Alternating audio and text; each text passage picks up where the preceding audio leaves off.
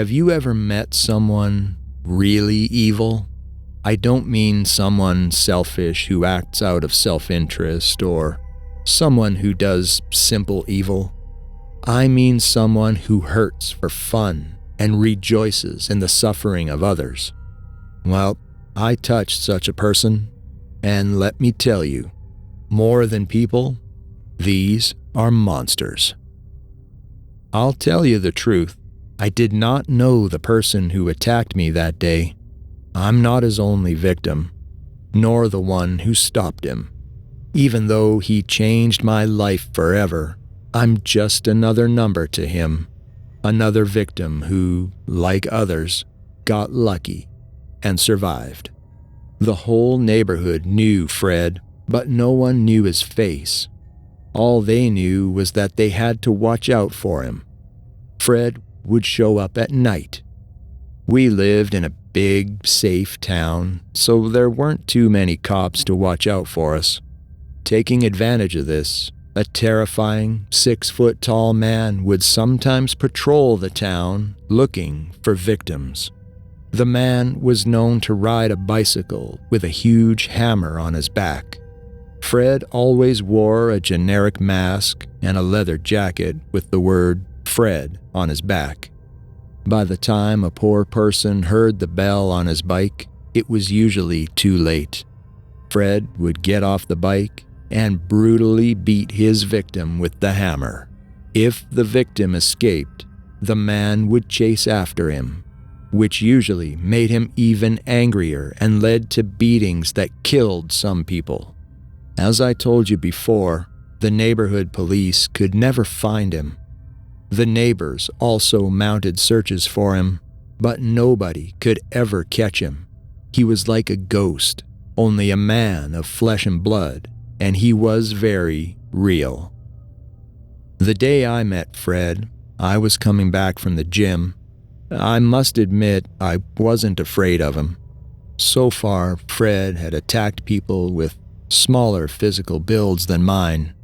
I thought that if he saw me, he would surely avoid me. How innocent I was. On my way home, I heard that little bell behind me. Nervous, I turned around. I was ready to fight. But there was no one there. Had I turned around? I made the stupid decision to retrace my steps and look for him. If you ask me why I did it, I must confess that part of me wanted to get him, and I was so confident and sure that he was afraid of me. As soon as I walked backward, I saw a small bicycle parked next to some trees, but there was no one on it.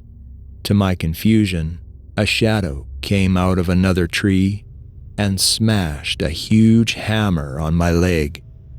That person was Fred. I fell to the ground in pain, and Fred just stared at me with his terrifying mask while shaking his head from side to side disapprovingly, as if to indicate that looking at him was a terrible idea. I mustered all my strength to stand up, but immediately he hammered me in the stomach, and I fell to the ground again. Groaning, I tried to walk away from the place very slowly, to which he grabbed his bike and walked beside me. The man gave me a big kick, and I fell painfully to the ground. He was ready to attack me again, but suddenly we both heard the scream of 2 people coming towards us. It was 2 neighbors, and they were armed with knives. Fred diverted his attention to them, and I took advantage of that distraction to escape. I could have crawled to my house, but decided to duck into an alley and hide. From there, I looked back in the direction of the fight, and to my terror, the 2 men were on the ground, lifeless, and Fred was gone. I froze in terror. I didn't breathe or move. I couldn't see my attacker, but heard a bicycle riding nearby, circling the place with its terrifying little bell. After a few seconds, Fred decided to ride his bike into the alley. He was riding very slowly, probably looking for me. His bike kept going, and now was a few meters away. He was going to see me. I started to cry. I wanted those seconds to last forever, and I didn't want my life to end. As Fred was about to pass by my hiding place, I heard police sirens approaching us. Fred got a little nervous and sped up his bike. As he did, the man turned his face in my direction and saw me. We both shared a glance for a few seconds, but he didn't stop. The police found me a few minutes later, and I told them everything that had happened. Eventually, they caught Fred and arrested him a few months later. When his identity was revealed, everyone was shocked. He was a person from the neighborhood with a family and a job. He was not special. He had no motivation. He just killed for fun. Since then, I never took anything for granted. This incident did not teach me any valuable or positive lessons. I'm more suspicious and afraid of everyone. Who knows if the nice person serving you in a grocery store might be the next Fred.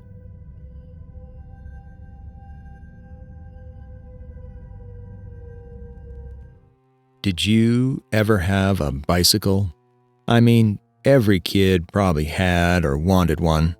Well, everyone but me. I was never interested in bicycles, and something about riding them was between boring and dangerous to me.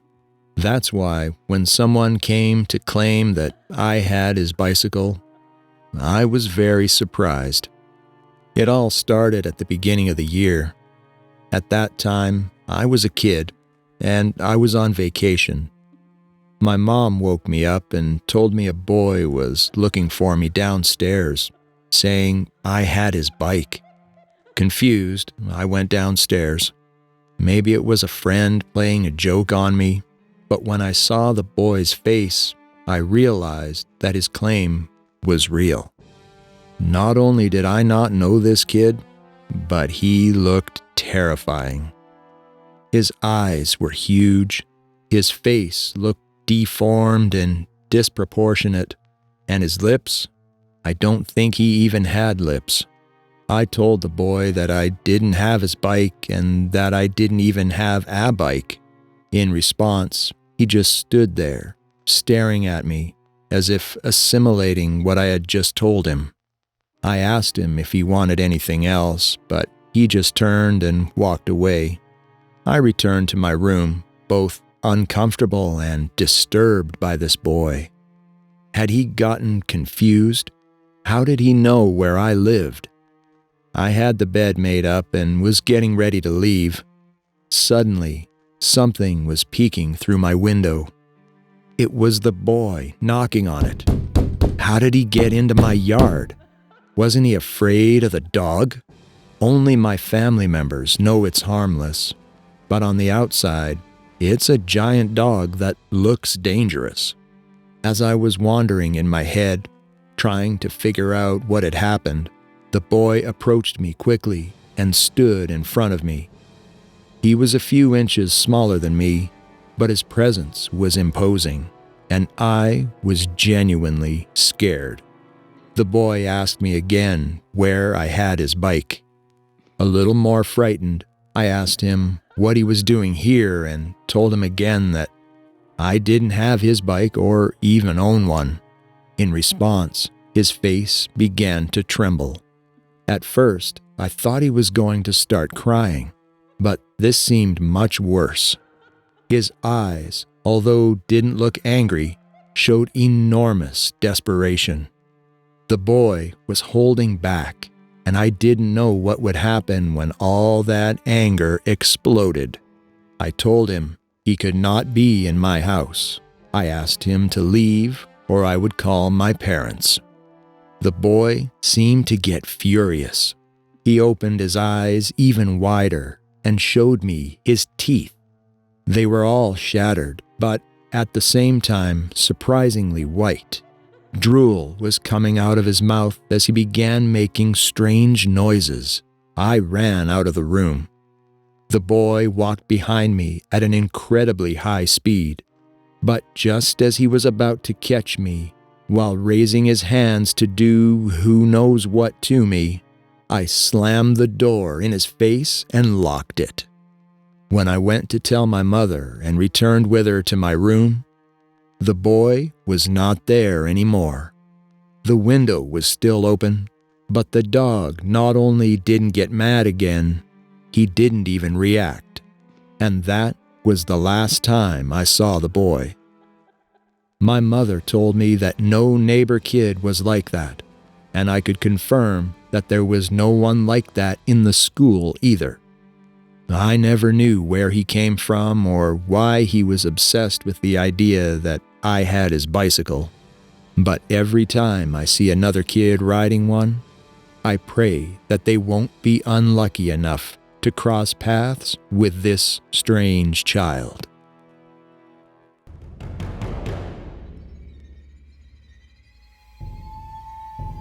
You don't need to watch too many movies to know that any horror movie can be made. There are ghost sharks, haunted videos, and killer clowns in the movies. But you know, sometimes reality itself outweighs fiction. I honestly can't blame you if you don't believe the story I'm about to tell you. Darn, I wouldn't. But thanks to that, I know the world is more mysterious than I thought. It happened one Friday morning. That day was my birthday, so I was very excited. As soon as I woke up, I looked at the window and saw it there, a brand new red bicycle. I'm not going to lie, it was beautiful.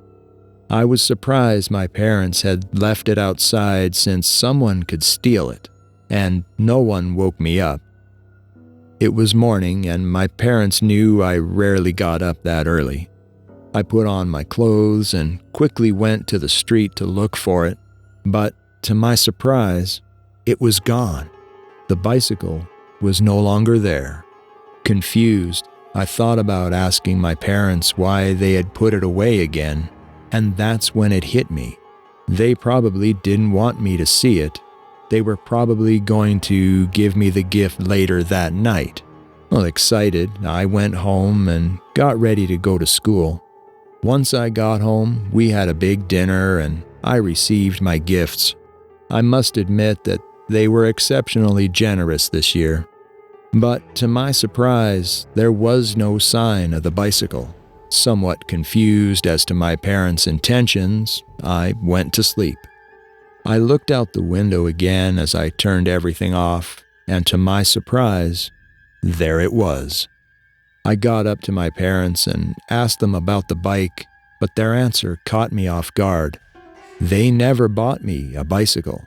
I ran outside to show it to them, and at that moment, I'm sure they thought I was crazy because, again, the bike was gone. Embarrassed and confused, I went to sleep. I went to bed peacefully. This whole situation was very strange, but surely there was an explanation. Suddenly, I opened my eyes in agitation. I was having a hard time breathing. What was going on? I looked around my room and saw a silhouette that left me paralyzed. Not only was the bicycle standing in my room, but someone was sitting on it. It was a tall, deformed, bald man. His skin was white, and his eyes were red like fire. His gaze terrified me. His eyes were fixed on me, furious. The man started going towards me. I wanted to run, scream, hide, but I couldn't do anything. I was completely paralyzed. When the man on the bicycle arrived next to me, the man stretched his hand towards me, and suddenly I gave a terrible scream and woke up. What a horrible nightmare. I took a deep breath and rubbed my eyes. It was morning. I didn't remember having such a horrible and vivid dream, but it had already happened. Suddenly, I heard the sound of bells outside my house, and when I looked out, I froze. It was the bicycle. I was terrified, but I wanted to put the doubt to rest. I made a stupid decision and went out of the window so I would know why it always disappears this time. I ran towards it, but something made me stop. With every step I took, horrible oppression violently penetrated my chest. Something made me unable to get any closer. I fell to the ground. It was getting harder and harder to breathe. The bicycle's lock came off and the bike started moving towards me. I froze. I couldn't move. It was exactly the same as in the nightmare, and I could play that even though I didn't see it. I knew that the same bald man was driving the bicycle towards me. I was ready to accept my fate. I prayed that I would drown or pass out before that thing got to me. But neither happened. The oppression stopped from one moment to the next, and the bicycle fell to the ground. I tried to get up to see what was happening, but felt a blow to my belly and fell again. This was not a demon or a ghost. I had been kicked by a student I recognized from my school, but who was older than me. He told me to stay on the ground or he would hit me more, and without another word, he took my bike. In pain, I went back to my room, covered myself in my sheets, and began to cry. I didn't understand anything that had happened to me. Soon after, my mother started to accompany me to school. The reason? She saw on TV that there had been a brutal murder for which the killer was unknown. The victim's name is Francis. That was the same boy who stole the bicycle. In the last picture taken of him before he died, the bike was standing behind him. What no one noticed was that the bike was standing with no lock, as if someone was sitting on it. Thank you for watching. As always, please be sure to like our videos, subscribe to our channel, and stay tuned for more stories like these.